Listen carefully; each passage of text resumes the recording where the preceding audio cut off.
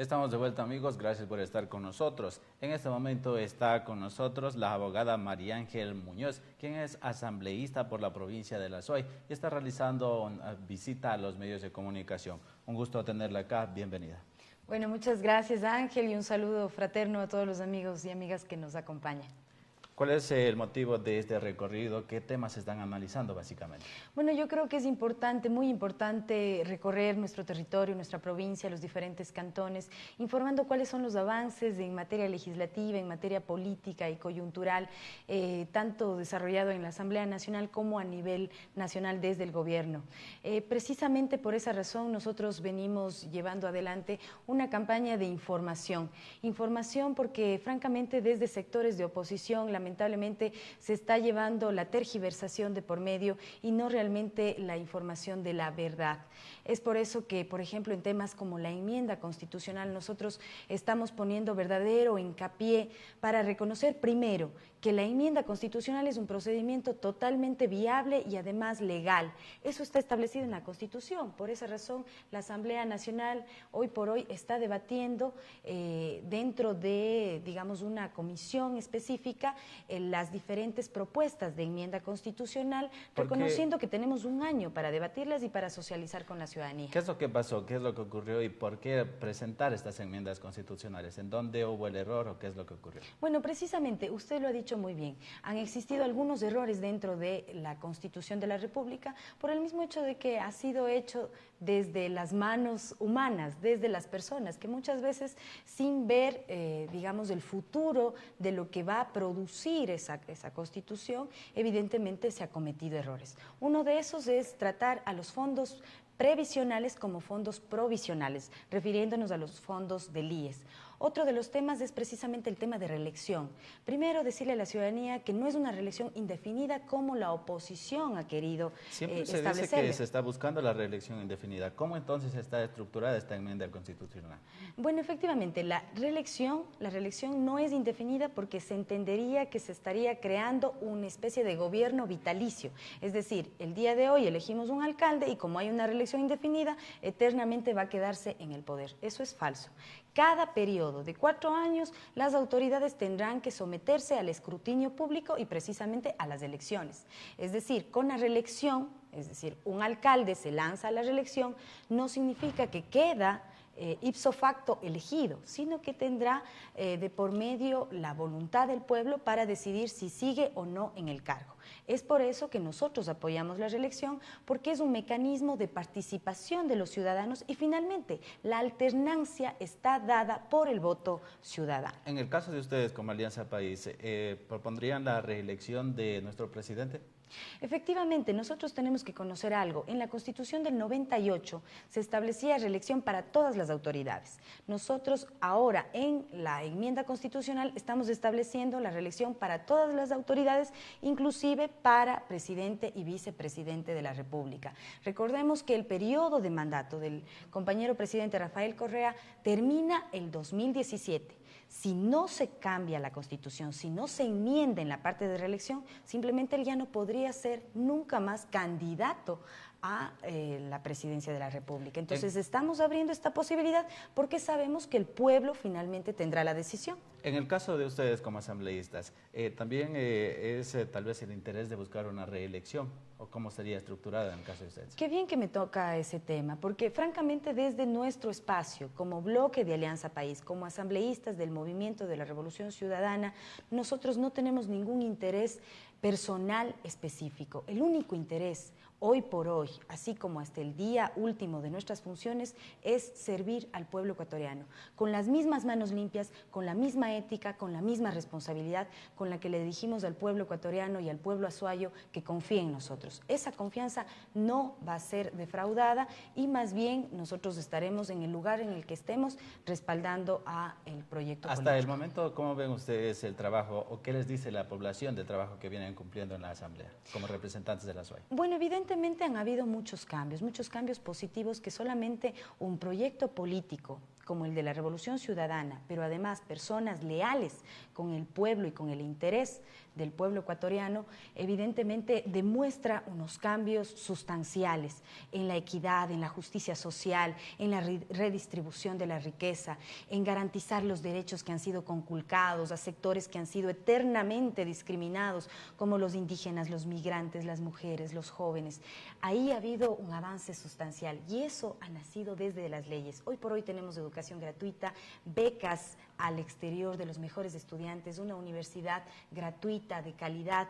Sabemos que, por ejemplo, temas como la salud, como también el tema de cultura, como el tema de justicia, están en un proceso de cambio y precisamente todo ese proceso de cambio se debe a las leyes y por supuesto también a la Constitución de la República. Entre las enmiendas constitucionales nos había comentado previamente que está, por ejemplo, el que los militares brinden seguridad interna, reglamentar lo que sería la consulta popular. ¿Qué nos puede decir de estos dos temas? Efectivamente, dentro de la seguridad integral, o sea, ahí está, por ejemplo, la seguridad nacional, la seguridad ciudadana, tenemos a la Policía Nacional como una de las instancias, de las instituciones públicas que son garantes de los derechos, pero también les tenemos a los militares.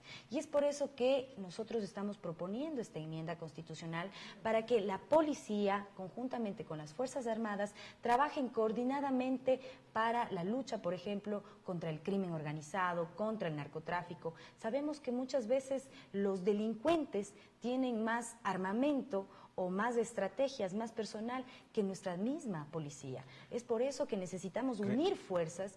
Eso no significa en ningún momento militarizar a la población o a las ciudades. Esa es una, digamos, una falsedad que se está dando desde sectores de oposición y es por eso que nosotros hemos sido tajantes en decir, la policía conjuntamente con las Fuerzas Armadas van a trabajar conjuntamente, coordinadamente para la seguridad integral de todos los ciudadanos y ciudadanas. El accionar será reglamentado, desde luego, cada quien tendrá sus diferentes misiones, eso es lo que se entiende también. Efectivamente, tendrá su formación en derechos humanos. El salir a las calles, digamos, a atrapar delincuentes es muy distinto a salir a las calles, o bueno, no salir a las calles, sino enfrentarse en una guerra armada. Por supuesto, todo el tema de armamento, todo el tema de estrategias tendrán que ser moduladas para cada uno de los espacios distintos, ahora que las Fuerzas Armadas, con la enmienda constitucional, trabajarían con la Policía Nacional. Algo que siempre se viene analizando en estos días es la consulta popular. Para diferentes temas hay propuestas y la consulta. ¿Qué ustedes proponen en esta enmienda constitucional en torno a este tema? Bueno, en el tema de la consulta popular, la Constitución cae en el error de, digamos, contradecirse, porque en uno de los incisos se establece que el pueblo puede llamar a consulta popular sobre cualquier tema, y en otro de los incisos del mismo artículo se establece que no se podrá llamar a consulta popular sobre temas, por ejemplo, de tributos o de impuestos. Entonces, para que no haya esta distorsión en un mismo articulado de la Constitución, se establece que la consulta popular se regirá de acuerdo a las competencias, por ejemplo, de los gobiernos autónomos descentralizados y de acuerdo a los temas que se puedan consultar, no así los tributarios y los relacionados con impuestos, incluso con el régimen administrativo de distribución del Ecuador, es decir, en provincias, en cantones, etcétera. En cuanto a la Contraloría General del Estado, ¿qué se busca colocar prácticamente en esta enmienda? Bueno, en la Contraloría nosotros creemos que debe seguir siendo un juez de cuentas, debe verificar el cumplimiento, por ejemplo, del uso adecuado de los recursos públicos. Recordemos que los recursos públicos no son de otras personas, sino del pueblo ecuatoriano, y es por eso que cualquier persona que utilice recursos públicos debe rendir cuentas a la Contraloría.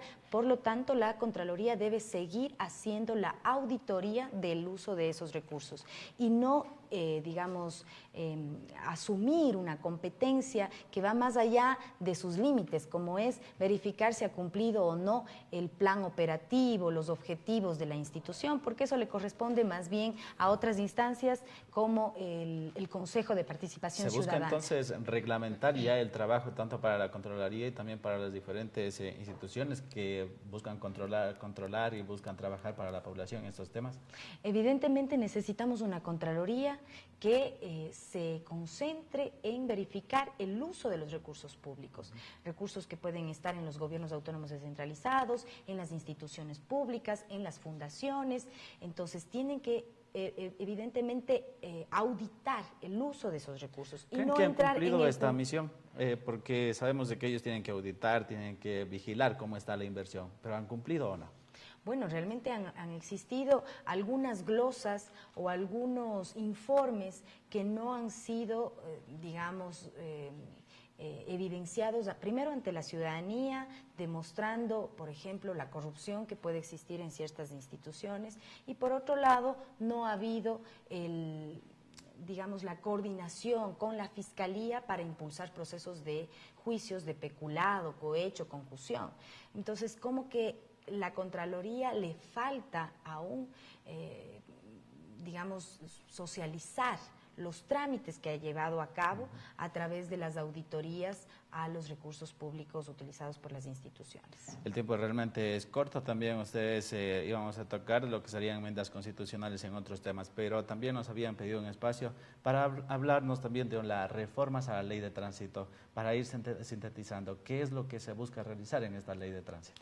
Bueno, es una reforma que recientemente, la semana pasada, la aprobamos en el Pleno de la Asamblea. Todavía no está vigente, esperamos el veto o la sanción del presidente de la República de acuerdo al procedimiento legislativo, pero en ese sentido se plantea algunos temas importantes. Primero, que la persona que quiera sacar su licencia Sportman o tipo B, es decir, la no profesional para choferes profesionales, ya no necesita como requisito obligatorio inscribirse en una escuela de conducción privada donde le cobraban al menos $180, y en ese sentido pues tendrá la obligación, eso sí, de presentarse a un examen sumamente exhaustivo, muy pormenorizado, tanto teórico como práctico, para demostrar si sabe o no conducir. Si ¿Esto no lo harían en la agencia? Exactamente, en la agencia. Si no pasa el examen, entonces tendría que seguir obligatoriamente el curso, ya sea en el SECAF o también en una escuela privada, por lo cual las escuelas privadas de conducción no tienen por qué cerrarse, no existe ningún impedimento para que no sigan funcionando, sino que ya no va a ser obligatorio seguir el curso en la escuela privada. Desde la ley no se puede imponer ese tipo de requisitos. ¿Qué otro análisis se hace en la ley de tránsito? Bueno, también se establecen los puntos extras, es decir, muchas personas se preocupaban cuando decían, bueno, la licencia tiene 30 puntos, si cometo una infracción leve puedo ir reduciendo mis puntos, si no vuelvo a cometer una infracción, ¿qué gano? Bueno, ahora con la reforma se plantea un incremento de 2 puntos extras en su licencia en el caso de que en un año desde la última infracción no haya cometido ninguna otra infracción. Eso por un lado. Y por otro lado, el SOAT ya no va a estar en manos de los seguros privados, sino que se va a crear un SOAT a nivel público, para que las clínicas, para que tanto públicas como privadas atiendan de forma inmediata a las personas víctimas de accidentes. ¿Habrá buen cumplimiento en este tema? Porque ha pasado con el IES, por ejemplo, de que puedan atenderse en clínicas y todo aquello, pero ha habido inconvenientes, denuncias de que no se ha hecho los traspasos oportunos. ¿Ahora también no se llegaría a ello? No, en ningún momento, más bien se quiere garantizar, y ahí creemos que es sumamente necesario que la ciudadanía sea veedora y además sea crítica frente a anomalías que se puedan presentar, porque claro, la ley está hecha, pero ponerla en práctica ya es otro procedimiento, ahí dependen de otras personas, de otras autoridades, y más bien nosotros como Asamblea Nacional estamos atentos para que la ley se cumpla, para que la ley no sea letra muerta. Algo que también queríamos consultarle es sobre las sanciones en cuanto a la ley de tránsito. Muchas personas, y se ha escuchado diferentes criterios a nivel nacional, de que opinan de que las sanciones son demasiadamente severas. ¿Cuál es su criterio ante ello? Bueno, para ciertas personas puede ser severa una sanción, como por ejemplo la reducción de puntos, la multa, incluso el hecho mismo de que pueda ser privado de la libertad. Pero creemos que es necesario este tipo de medidas precisamente para evitar, para contrarrestar, para prevenir los accidentes de tránsito y para que las personas que están, por ejemplo, conduciendo tomen conciencia de que no pueden conducir ebrios, de que no pueden conducir a exceso de velocidad, de que deben tener mínimas normas, por ejemplo, de ponerse el cinturón de seguridad. Todos esos tipos de infracciones tienen su sanción proporcional a la infracción o al delito o a la contravención. Claro está de que, por ejemplo, si existe una muerte y cuando se evidencia de que el conductor estaba ebrio, por supuesto que va a haber una sanción fuerte en la medida de que no ha habido la responsabilidad debida de manejar en adecuadas condiciones. Realmente el tiempo es corto, lo decíamos, son muchos temas para analizar también. Solamente para cerrar la entrevista, ¿cuándo será analizado el tema de la enmienda constitucional y las reformas a la ley de tránsito en la Asamblea Nacional? Bueno, la enmienda constitucional, al ser un procedimiento bastante participativo, esto conllevará un año. Eso permitirá también a la comisión ocasional especializada el, digamos, visitar cada una de las provincias. Les esperamos aquí a los compañeros asambleístas que están en esa comisión. Y en el tema de la ley de tránsito esperaríamos máximo 30 días para que el presidente de la República se pronuncie y luego pues la Asamblea también inmediatamente mandaríamos a publicar en el registro oficial. Muchas gracias, temas realmente que quedan por analizar. Esperemos también de que usted pues nuevamente nos visite acá. Realmente es un gusto tenerlo acá en el Cantón Paute. Muchas gracias, Ángel, y yo estoy muy contenta de estar aquí y aquí me tienen a las órdenes siempre. Momento de hacer la pausa, amigos. Vamos a volver enseguida con más información.